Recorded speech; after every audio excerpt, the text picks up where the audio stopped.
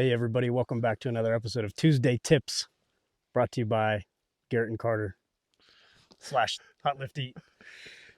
What's going on, everybody? What's going on, brother? Not much, man. Happy belated Thanksgiving. Happy belated Thanksgiving. We're in a Yeah. little bit of a chilly situation out here. This is real snow. Yeah, it's fourth rifle season out here in Colorado. Yeah. It's a cold morning today. It is a We cold woke morning. Up to 4.5 inches, 5 inches this morning. Yeah.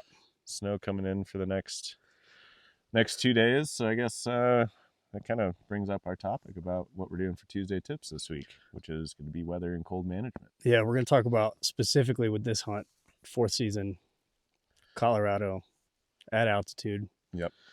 We're Elk currently rifle. about 8,500-ish feet. Maybe, Yeah. We were close to 10 yesterday with our hike. Yesterday we were a lot further up the hill. So I guess we'll start with my tip, I guess. Yeah. For the most part, mine's going to be for hiking in cold weather. It's good to start cold because you don't want to start sweating too early, because then when you stop, that's when a lot of your issues begin. Yeah. So your layering as far as what you want to wear when you're leaving to go hike, start with as minimal possible, and then once you stop, you can add layers. And obviously right now we're sitting here getting ready to glass ourselves, and so we got some wet weather gear on. The biggest thing is trying to stay dry. Yeah, that's the key. And my biggest issue is sweating for sure. Yeah. Like starting cold, even though I know that, and like I've been told that a million times. This is my first elk hunt, right? But like not my first time hunting in the snow out west. I know that you have to start cold, but everything in your body is telling you to like put on your layers, you know, because it's so cold.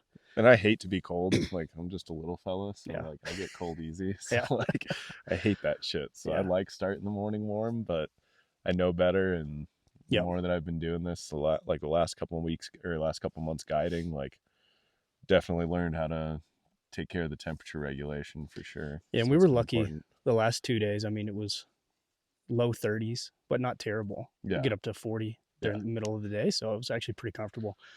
No snow, no precipitation, which is, there's a difference in layering with precipitation and just dry cold. Yeah. But like I was sweating yesterday on our hike, and that's when things can get uncomfortable. Yeah. And borderline dangerous. Yeah. Yeah. No, that's how hypothermia can get started. If being in wet gear, when then you stop to sit in glass, like it could be snowing like this, but if you're sweating before you stop, it's bad news. Yeah. So I spent the entire day yesterday in my base layer, unless we were stopping and glassing. Yeah. I was just in my merino wool base layer, and I was still warm. Yeah. Well, and that gives you the idea too of when you're packing your day pack too, where to keep your clothes. Like you want to keep your puffy at the very top and be able to kind of take it out and put it back in and make sure that it's accessible. And you keep your warm weather, dry weather stuff. Yep. You kind of want to be able to have accessibility for a lot of that and be able to adapt to your environment as you go throughout the day. Yeah, your pack fills up quick with layers, especially with a hunt as variable as this. I always bring my rain gear because I'm East Coast whitetail hunter. I take my rain gear everywhere, but this is it's perfect for this, right? This wet precipitation. Yeah. And that goes at the bottom of my pack. Always. I always know where it is. And then I put my puffy pants and my puffy Kuiu jacket on top of that. So you can pop it out if you're glassing, if it was really cold. And then I put my mid-weight layer on top of those. Yeah. Quick access. If we stop and whatever, take a drink of water or catching our breath. Yeah. That's the other one. Like the altitude really smoked Cole and I a little bit. Yeah, and especially day two, like Luke was saying yesterday, like you keep redlining this whole time. It's just you're only just like decreasing your maximum energy potential for the next day. Right. So, like that altitude sickness, it just compounds. Yeah. Every time that you redline. So sometimes it's smarter to take the longer, more gradual route. Exactly. Rather than steaming up 100 yards to cut off 400 yards. Yeah. Eat shit, John. Shout out to John Ritter. Yeah, that altitude sickness, that's kind of one of my tips, was dealing with that. Maybe not sickness, but like headaches for sure. Getting winded, like no matter, I've been training like crazy for this. I lost like 10 pounds to try and get ready for this. You can only do so much, Yeah. you know, Yeah. The only way unless to you're really at train altitude. for it is to be at altitude. Right. So we mitigated what we could, and then just go as slow as you need to keep your core body temperature where it needs to be. Yep. If you start getting hot, and Luke's really good about checking in on everybody and being like, hey, if you're hot, like, let's stop. Yeah. It's going to be a miserable day if you're pouring sweat at 7:30 in the morning trying to get up that mountain. Yeah. And water intake's important with all that too, right? Like the best way to basically like regulate your own body temperature is to have as much water in it as possible. Yep. Water with electrolytes. Yep. We brought, we had some of those Pursuit energy drinks, which were freaking awesome. And those are full of vitamins. Yeah. You know, B12 and B6 and tons of electrolytes there, which was sweet. Sodium, which is really good. Especially up here, it's so dry. Yeah. You're losing water if you're not even recognizing it, you know? Yeah, absolutely. We brought some of those like Gatorade dump packets. Yeah, I have some of those like first form hydration packs too. And then LMNT makes some really good ones too that I like a lot that are like salt, like real salty electrolytes. Yep. Really good stuff. We were saying yesterday, we did like 11 miles yesterday on a pretty terrible hike. That was awful. For me, it was terrible. It was not a good start. We were going up the hill with the Jeep. At one point, there was so much snow on the road. The Jeep wasn't having it. The Jeep just wasn't going to have it anymore. Yeah. So we pulled it off, set it to the side of the road, and hiked the rest of the way in. Yeah. And we just still to had, get to the top. What, like a mile and a half on the road still before we even started really getting up to where we were trying to hunt. Yeah. And I brought those, like not the Gatorade Zeros, but the regular Gatorade powders. Yeah. Which I don't really drink at home because it's like 180 calories per drink and 28 grams of sugar and 27 carbs and full of sodium. That's exactly what you want when you're doing this kind of thing. So those were perfect for this. Give you a little boost. Because if you're already feeling down, it's like almost too late with the altitude. So if you're a flatlander like me and you're coming out here to hunt at almost 10,000 feet, you got to take that serious. Yeah, and you got to have calories all day. You got to have calories. You just got to be constantly snacking, eating, whatever. Like, especially these day hunts where we get the chance to like go back to the lodge at the end of the day. Like we thought we were going to be true backcountry at one point for all this, and now it's like it's a little bit better when we can go back and load up our packs with an extra couple pounds of food throughout the day. And it's just important to stay on the calorie intake and have the energy to burn. Right.